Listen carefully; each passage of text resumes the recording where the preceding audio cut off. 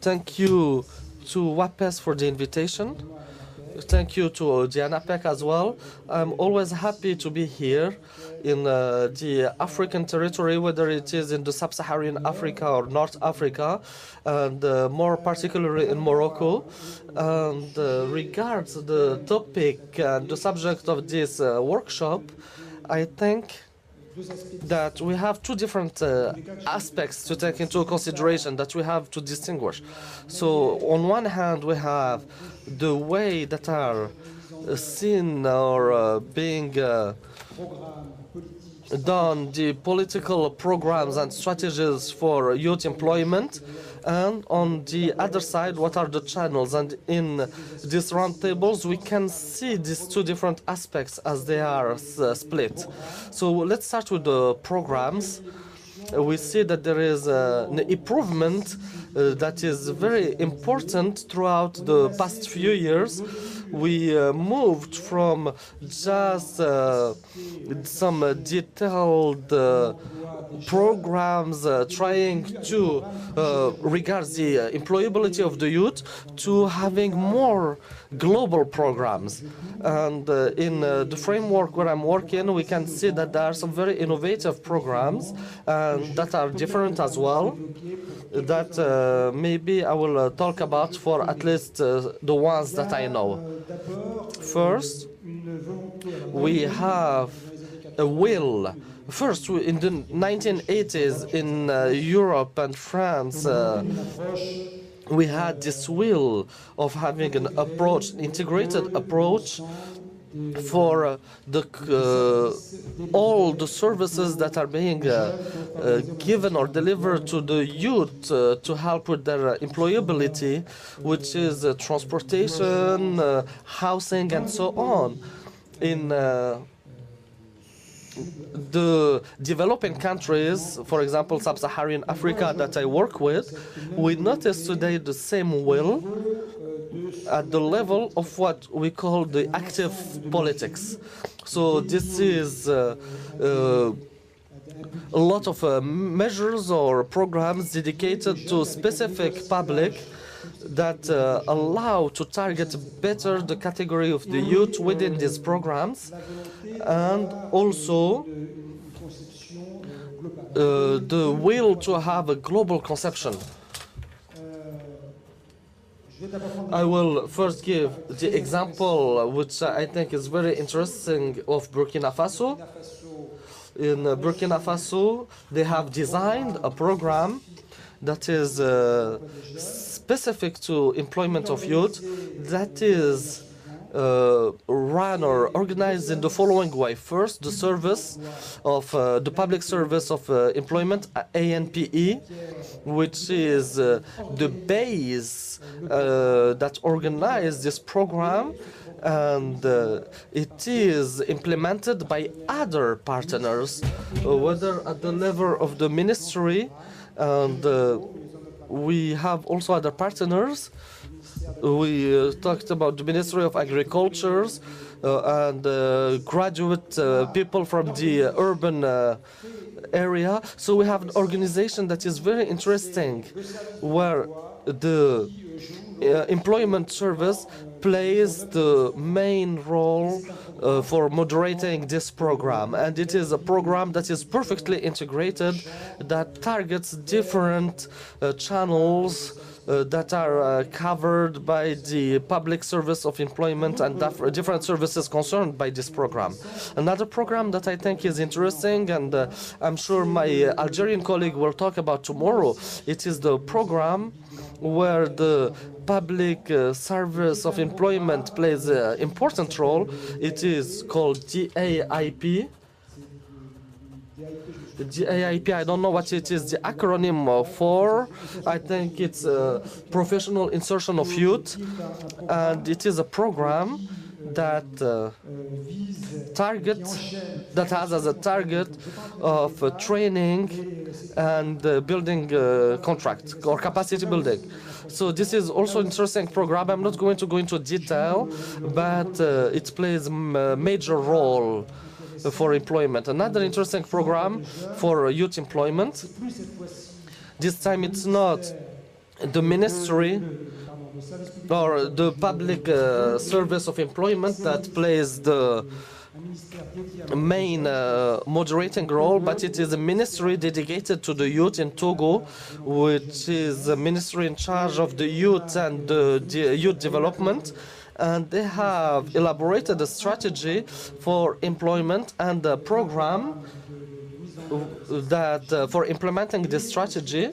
And what's interesting for the WAPES and for the Public Employment Service is that there is partnership and collaboration between the ministry and the Public Service for Employment throughout the fact that the youth has to go through the ANP before moving to the ministry level. So I think this constitutes, or this last point that I just talked about for sub-Saharan Africa shows an interesting improvement compared to what was done about 10 years ago in some countries where we had conceived and put together global programs but through dedicated agencies. And I'm thinking about Mauritania that has an agency for youth employment that's called ANSEV. I don't remember exactly.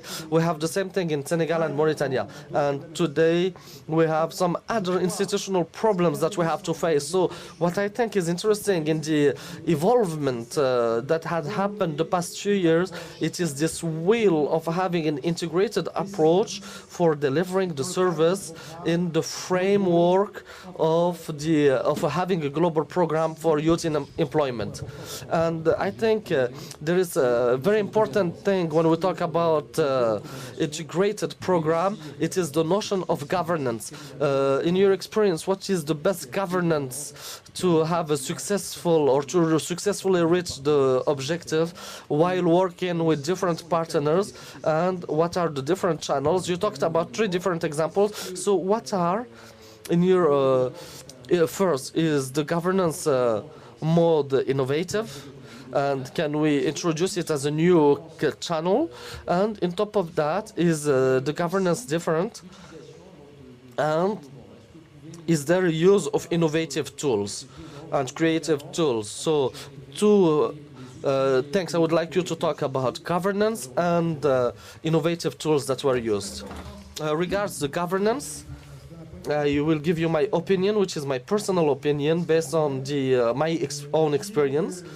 It is that if there is a public service for employment, their mission is to fight against different disorders in the work or employment market. This has to be done also through the implementation of programs and politics. And regards the governance, I think it is a major player, and it has to be done through the employment services, public employment service. For Mali, for example, or Senegal, or Mauritania, I think they have they created agencies for youth employment.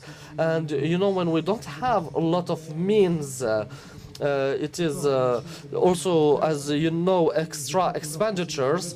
So the implementation is also hard to do, because they are not able to reform the employment public service. So this is to answer the first point about governance. The second point regards the channels. I think that we have 2 different approaches that were developed through the past few years. First, it is necessary to personalize the service, personalized service, as you call it in some countries, through public or the audience that has the more difficulties, the unemployed that have the more difficulties, but also developing the online or the long distance service.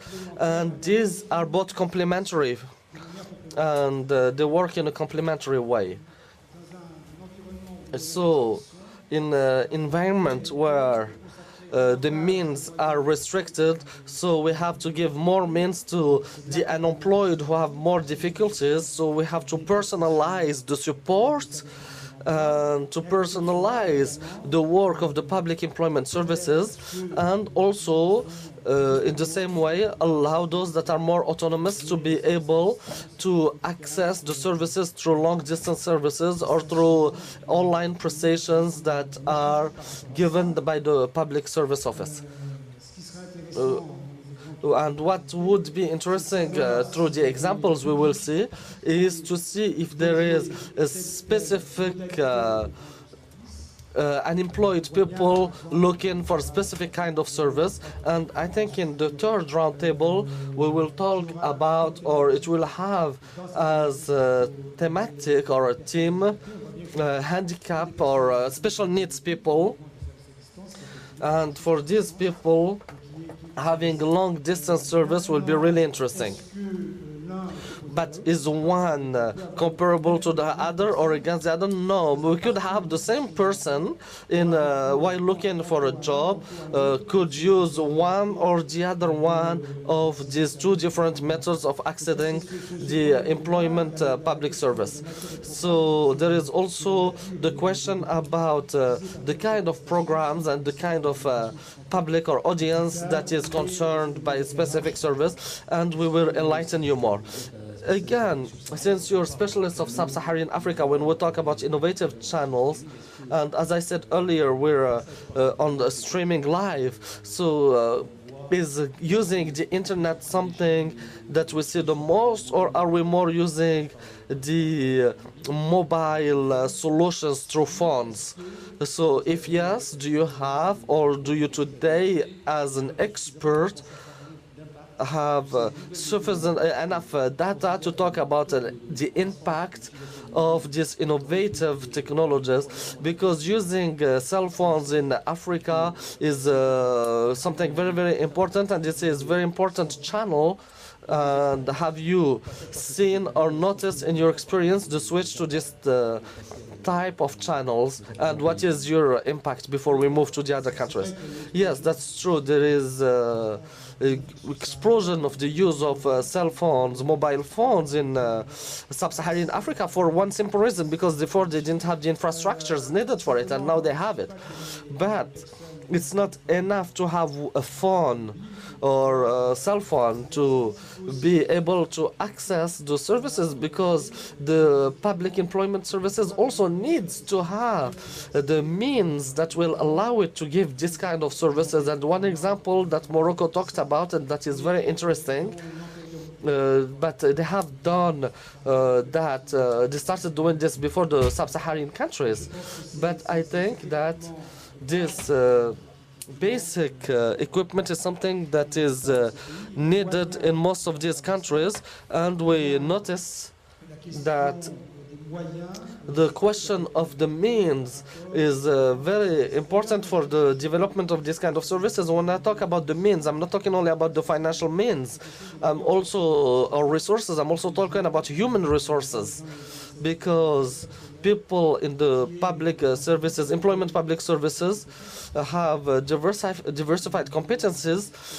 They need IT competencies for designing these programs, and also at the level of the follow-up and the innovation. So all these are topics that are upstream of for implementing this long-distance service.